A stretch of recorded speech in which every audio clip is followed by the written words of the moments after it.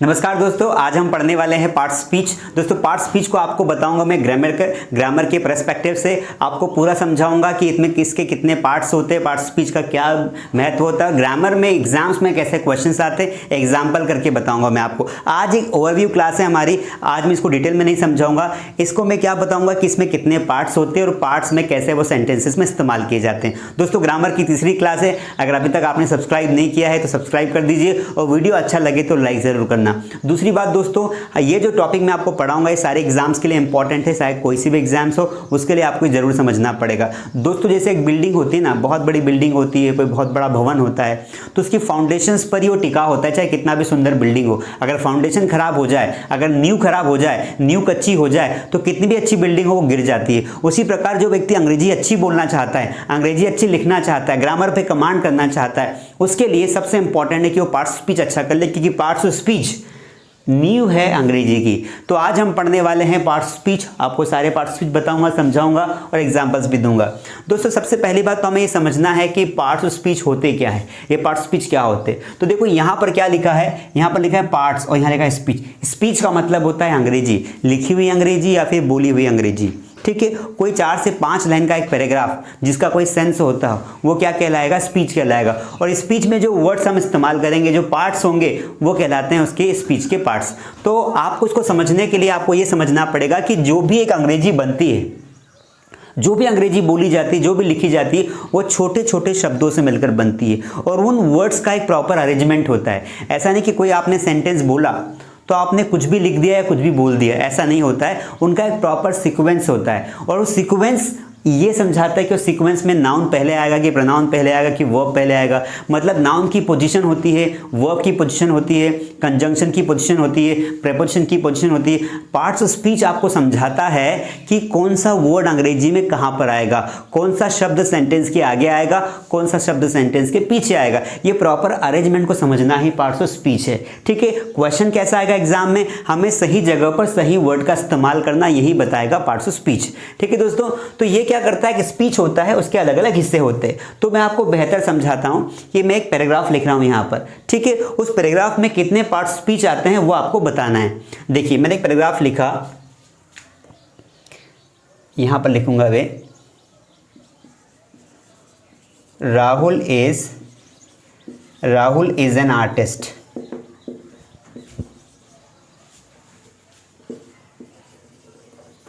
He works in the company, but he is lazy.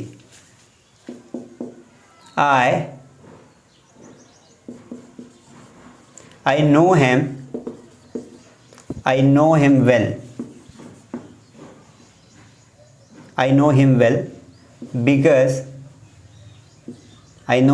Because he is my friend. दोस्तों मैंने यहां पर एक पैराग्राफ लिखा है आपके सामने, दिमाग में जो भी आया मैंने लिख दिया, है ना। अब देखिए, अब यहाँ पर ये जो मैंने 3 वाक्य बोले, ये 4 सेंटेंस बोले, इनका मीनिंग आपको समझ में आ रहा है। क्यों समझ में आ रहा है? क्योंकि इनका एक प्रॉपर अरेंजमेंट है।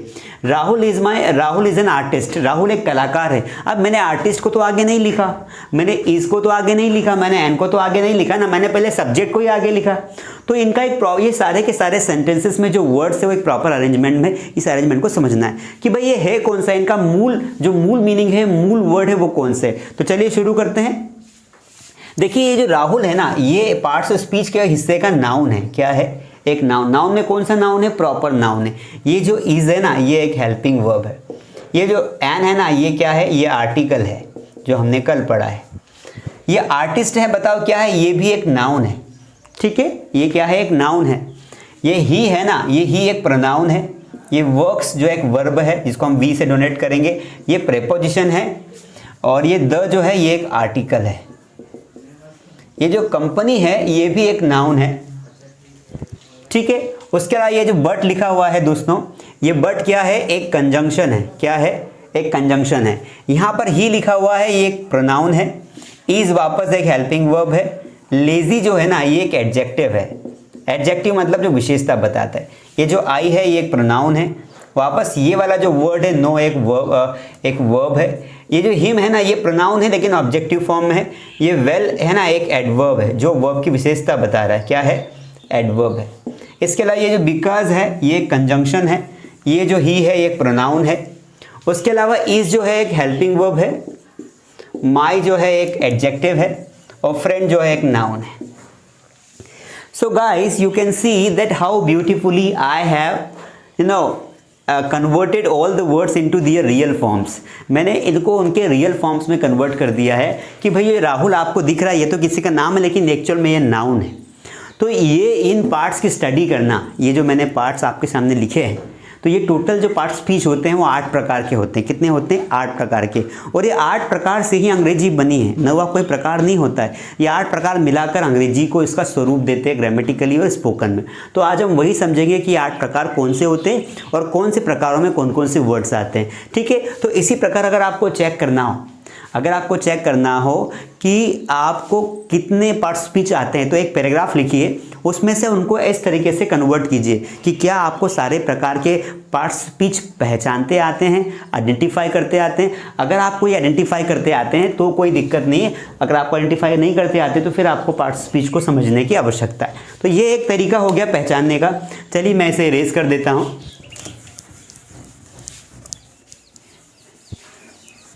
Now guys we are going to study all the part speech. अब हम एक एक करके पढ़ना शुरू करेंगे। आज हम ओवरव्यू देख रहे हैं, है ना। आज हम ओवरव्यू देख रहे हैं पूरा। अब मैं इनको ओवरव्यू समझाता हूँ कि आपको एक बार में समझ में आना चाहिए, उसके बाद 1 बाय 1 करके हम स्टडी करेंगे। तो ये तो हो गया हमारा एक ओवरव्यू दोस्तों। Let me clean the board properly. अब देखिए, अब हमें समझना है कि जो पार्ट स्पीच है इसमें कितने प्रकार के होते हैं। तो हम यहाँ लिख देंगे कि कितने प्रकार के होते हैं। 8 टाइप्स के होते हैं। अब जो 8 टाइप्स के होते हैं इनके एग्जाम्पल्स भी आपको बताऊंगा। सबसे पहला होता है दोस्तों जो पार्ट स्पीच होता है वो होता है आपका नाउन। कौन होता है? आपका नाउन होता है। नाउन का मतलब क्या होता है सबको पता है। नाउन मतलब एक नेम होता है, इट इज़ अ नेम। और नाउन 5 प्रकार के होते हैं, आप सबको पता है। ठीक है, जैसे common noun, proper noun, collective noun, abstract noun, material noun, ये 5 प्रकार के होते हैं। नाउन ये पार्ट स्पीच का पहला पार्ट है जो बहुत इंपॉर्टेंट, ये सब्जेक्ट या ऑब्जेक्ट की प्लेस पर आता है। और इसके एग्जाम्पल्स अगर हम देखें, जैसे अभी हमने एक नाम लिखा था राहुल, किसी भी वस्तु का नाम होता है, किसी जगह का नाम आ जाए, किसी जानवर का नाम आ जाए, कुछ भी किसी भी वस्तु का नाम आ जाए, वो क्या कहलाएगा? आपका नाउन कहलाएगा। इतना आपको पता है, आई नो दिस। ठीक है दोस्तों, अब देखिए, तो ये नाउन को मैं आपको डिटेल में पढ़ाऊंगा, अभी सिर्फ आपको एक ओवरव्यू कर रहे हैं। ठीक है, दूसरा जो होता है वो होता है आपका प्रोनाउन। प्रोनाउन क्या होता है दोस्तों? प्रोनाउन मतलब a word which appears in place of noun. Noun की जगह पर आने वाला शब्द क्या कहलाता है? प्रोनाउन कहलाता है। जैसे राहुल की जगह पर मैं किसका इस्तेमाल कर सकता हूं? तो मैं यहां पर ही बोल सकता हूं। ठीक है, किसी लड़की का नाम है तो वहां पर मैं शी बोल सकता हूं। तो ऐसा कोई सा भी वर्ड जो नाउन की जगह पर आएगा वो क्या कहलाएगा? प्रोनाउन कहलाएगा। नॉर्मली हम लोग जो है ये इंपॉर्टेंट प्रोनाउंस इस्तेमाल करते हैं। ये सारे के सारे जो है ये प्रोनाउंस की कैटेगरी में आते हैं, जिनके बेस पर इंग्लिश टिकी हुई है ना, ये सारे। इसके अलावा प्रोनाउन के बहुत सारे प्रकार होते हैं, जैसे पर्सनल प्रोनाउन होता है, डेमोस्ट्रेटिव प्रोनाउन होता है, पजेसिव प्रोनाउन होता है, रिफ्लेक्सिव प्रोनाउन होता है, बहुत सारी प्रोनाउंस होती है। मैं जब आपको उनको पढ़ाऊंगा तब आपको समझाऊंगा, अभी आपको इतना समझना है। अगली बात करते हैं दोस्तों, अगला क्या है? तीसरा जो होता है वो होता है, क्योंकि 8 प्रकार का है ना, तो ये तीसरा होता है वर्ब। अब देखिए वर्ब क्या होता है दोस्तों? तो वर्ब का मतलब होता है कोई भी एक्शन, कोई भी क्रिया। कैसे क्रिया? ऐसी कोई भी क्रिया, ऐसी कोई भी एक्शन जो प्रोग्रेस को दिखाए, जैसे खेलना, कूदना, पढ़ना, लिखना, समझना, तो ये सारी वर्ब्स हो जाएगी। आप सबको पता है वर्ब्स 2 प्रकार की होती है, ट्रांजिटिव, इंट्रांजिटिव। ठीक है, आगे उसको हम डिटेल में पढ़ेंगे। तो ये सारी यहाँ पे क्या हो गई? वर्ब्स हो गई। ठीक है, बहुत सारी हज़ारों वर्ब्स होती, तो इसको भी हम डिटेल में पढ़ेंगे। चौथा जो हम यहाँ पे देखेंगे हमारा पार्ट स्पीच, वो हम लेंगे एडजेक्टिव। अभी एडजेक्टिव क्या होता है ये भी मैं आपको समझा देता हूँ। एडजेक्टिव देखकर आपके दिमाग में एक ही शब्द आना चाहिए, वो है क्वालिटी। ये क्या करता है? किसी की भी विशेषता बताता है। विशेषताएं अच्छी भी होती, बुरी भी होती। जैसे बैड, बुरी विशेषता है। गुड, जैसे ब्यूटीफुल, है ना, जैसे स्ट्रॉन्ग, बहुत सारे होते हैं वर्ड्स। तो यहाँ पर जो है बहुत सारी होती है। मैं यहाँ पर ETC कर देता हूँ। Let me feel the ink. चलिए, ink is there in the already pen ना। तो bad, good, beautiful, strong, etc, तो ये हमारे एडजेक्टिव्स हो गए। दोस्तों एक ओवरव्यू समझ रहे हैं हम, इनको डिटेल में पढ़ेंगे, पर एक समझ में तो आ जाए कि भाई ये पार्ट स्पीच ओरल है क्या, है ना, कितना पढ़ना ये समझ में आ जाए, आपको पढ़ना कितना है वो बता रहा हूँ। उसके बाद आपको पांचवा मिलेगा एडवर्ब। क्या मिलेगा? एडवर्ब। अब देखिए एडवर्ब क्या होता है। एडवर्ब मतलब देखो ये दो वर्ड से बना हुआ है, एक है एड, एक है वर्ब। तो एड मतलब एडजेक्टिव, वर्ब मतलब वर्ब। ऐसा वर्ड जो एडजेक्टिव और वर्ब की विशेषता बताए, a word which qualifies adjective और वर्ब इज कॉल्ड एडवर्ब। तो एडवर्ब क्या करता है? तो देखिए एडवर्ब जैसे मैंने कहा वेल, बोलते हैं ना स्लोली, फास्ट, ये सारे जो वर्ड्स होते हैं, कुछ वर्ड जो वर्ब को क्वालिफाई करते हैं, ये सारे जो वर्ड्स जैसे ऑफन जो समय बताए, जगह बताए, हियर, देयर, ये सारे वर्ड्स क्या, समय बताने वाले शब्द और जगह बताने वाले शब्द अधिकतर क्या होते हैं? अधिकतर क्या होते हैं? एडवर्ब होते हैं। वैसे एडजेक्टिव के भी टाइप्स होते हैं, एडवर्ब के भी टाइप्स होते हैं, ठीक है। Adverb frequency, adverb time, adverb manner, बहुत सारे होते हैं। एडजेक्टिव के भी टाइप्स मैंने बताए नहीं, आपको बता देता हूँ, बहुत सारे टाइप्स होते हैं, जैसे adjective quality, adjective of quality, adjective quantity, numerical adjective, possessive adjective, demonstrative adjectives, तो ये भी पढ़ाएंगे। इसके टाइप्स मैंने आपको बता दिए, जैसे adverb frequency, adverb manner, adverb time, इस तरीके से होंगे इसके, ठीक है।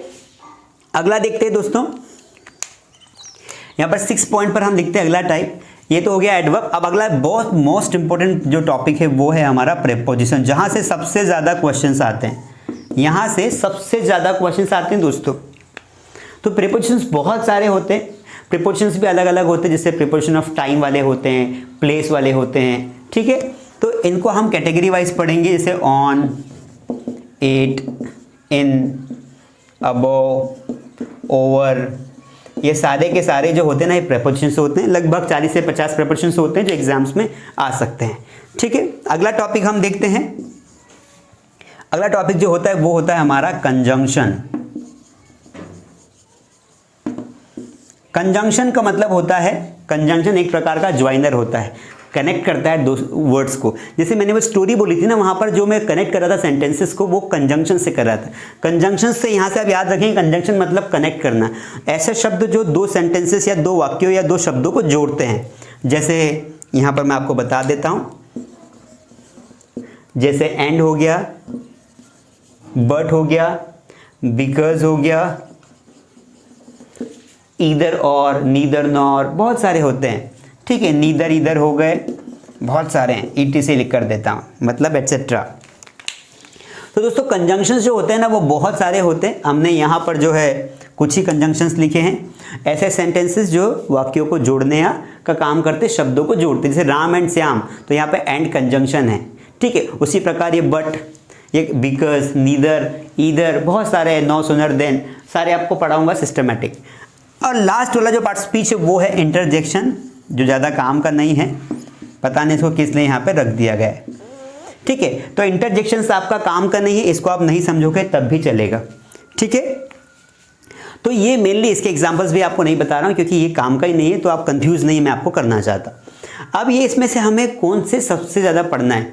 तो दोस्तों इसमें से जो है ये जो 7 हैं, ये 7 आपके कॉम्पिटिटिव एग्जाम्स में आएंगे 100% आएंगे। और सातों के सातों अगर आपने पढ़ लिए तो भी सातों को 7 मार दोगे आप, मतलब बहुत ही पावरफुल है ये। हर एग्जाम्स में आते हैं, 10th 12th graduation, competitive exams, SSC, banking, सब में आते हैं।